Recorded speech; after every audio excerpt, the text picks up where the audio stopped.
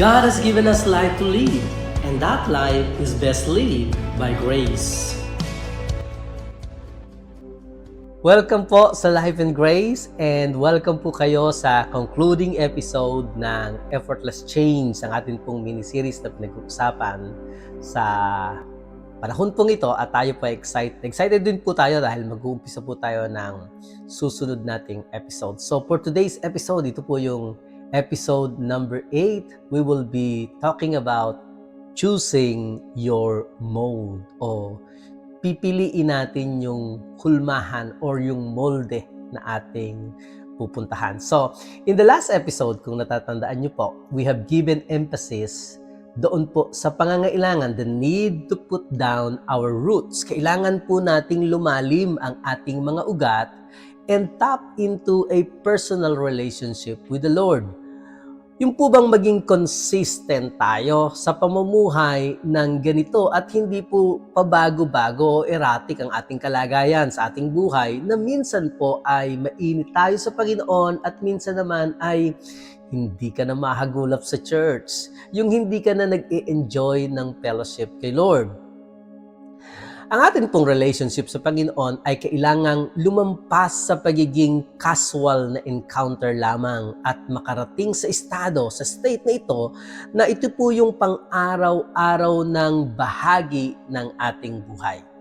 Wika nga po ng iba ng mga matatanda ay yung bang pinatibay na ng panahon.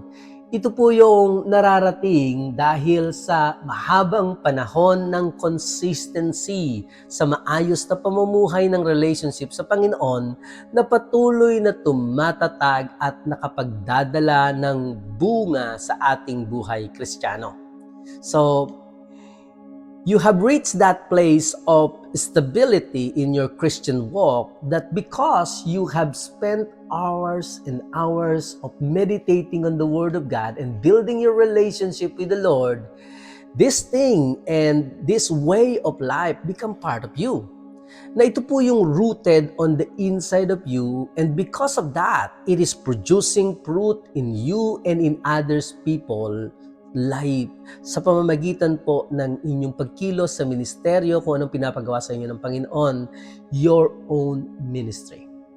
And maybe habang naririnig mo po ito na sinasabi ko ngayon, sasabihin mo, wow, napakaganda naman niyang sitwasyon na yan at gusto kong marating ang ganyang sitwasyon. I want to see God's best na nangyayari sa aking buhay. Na ako ay maging prosperous, ako ay gumaling, ako ay ma-delivered.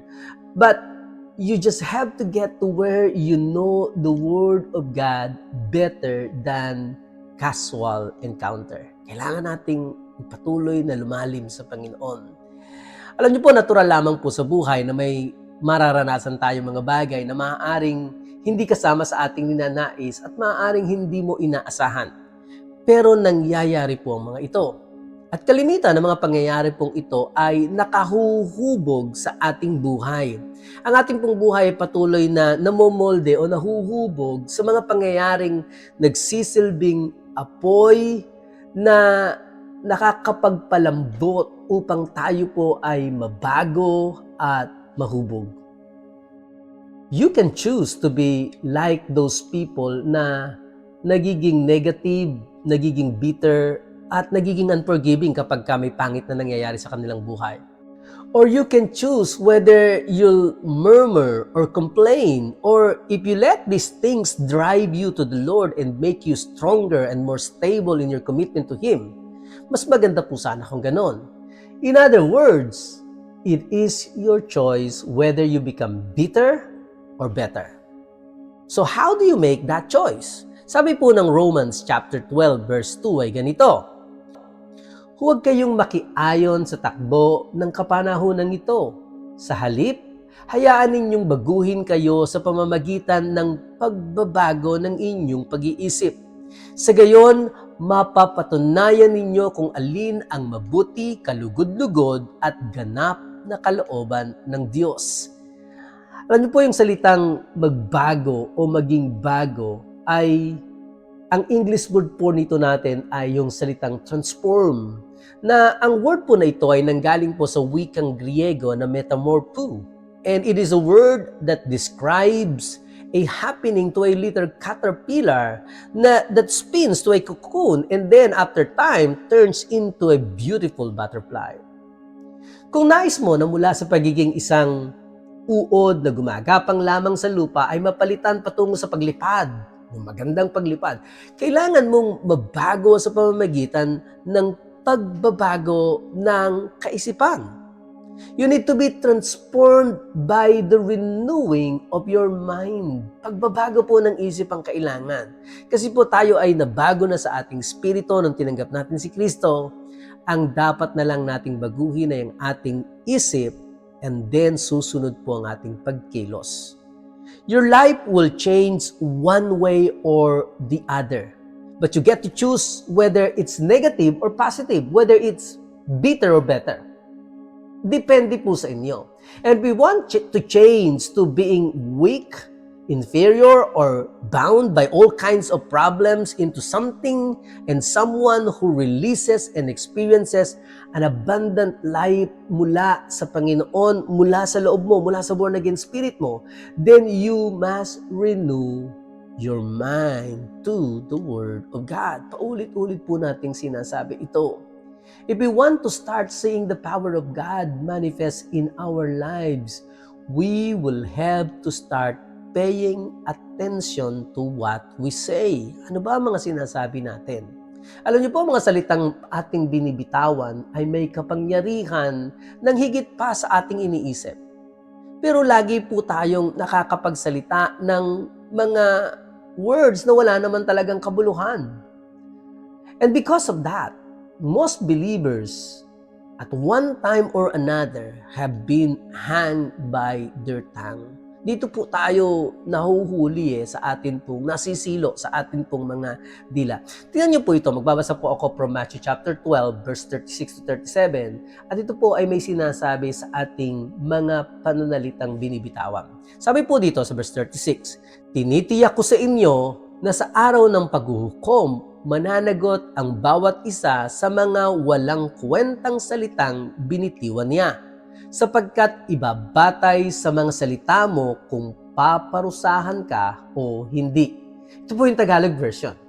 Ang walang kwentang salita po na sinasabi dito ay yung mga words na non-productive. Yung kapag sinabi mo, halimbawa po, nanghihina ako kapag di ako nakakainom ng kape. Do you really mean na nanghihina ka nga?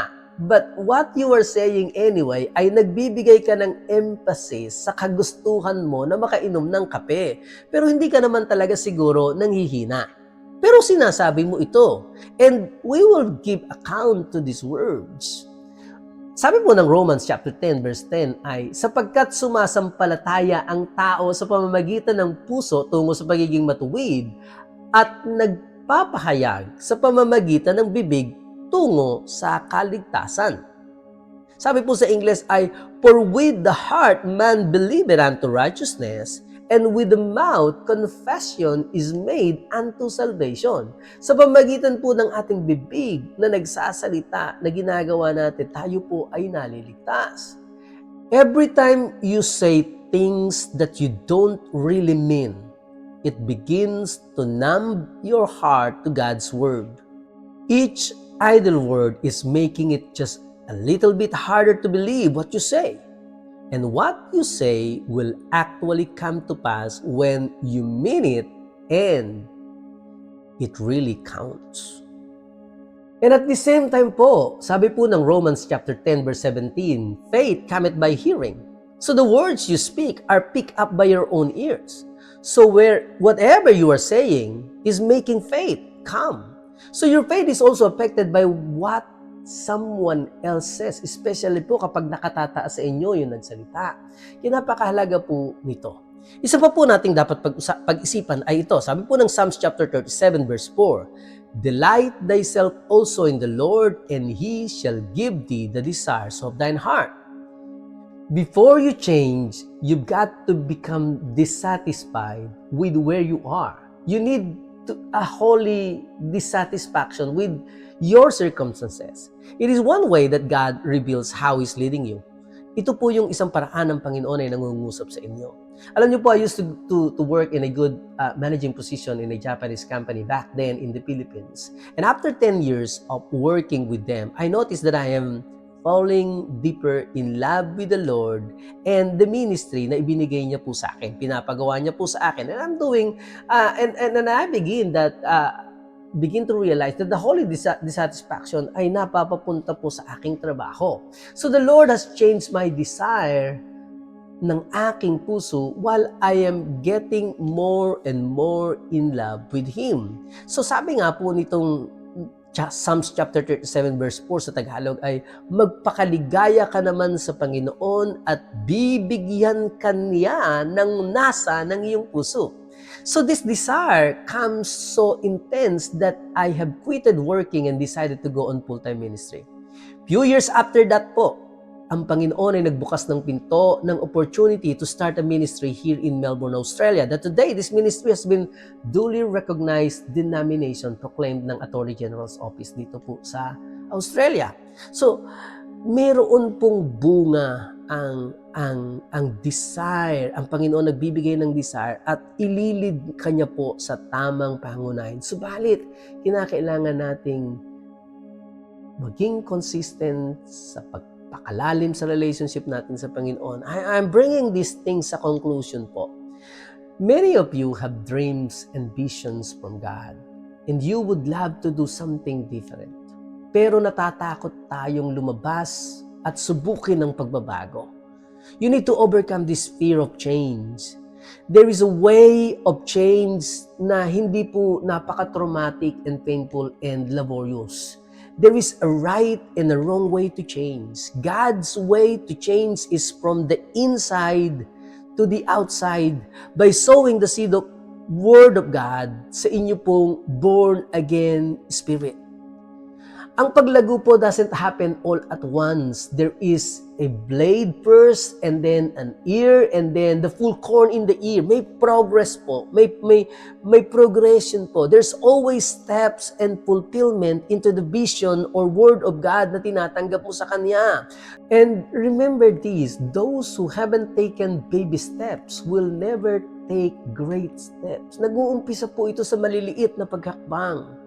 But all you've got to do to start seeing God's perfect will for your life come to pass is just to take the seed of God's Word and plant it in your heart, and your heart will automatically bring it to pass.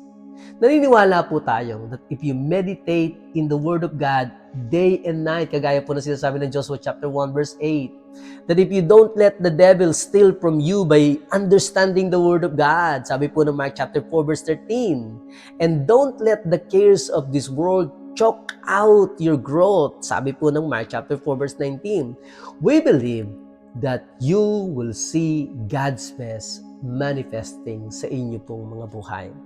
You need to recognize that God wants you to change. He made you for more than what you are experiencing. If you just let God's Word work in your heart and allow it to bear fruit, you will see change for the better.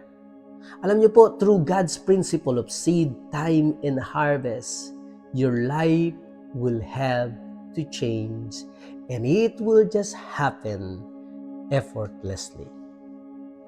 Maraming salamat po. Dito po nagko-conclude ang ating mini-series ng Effortless Change, and I hope sa 8 episode po na atin pong pinagsama-samahan ay naintindihan niyo po, meron po kayong naitanim sa inyong puso, and you will begin to see the change that God is desiring sa inyong buhay.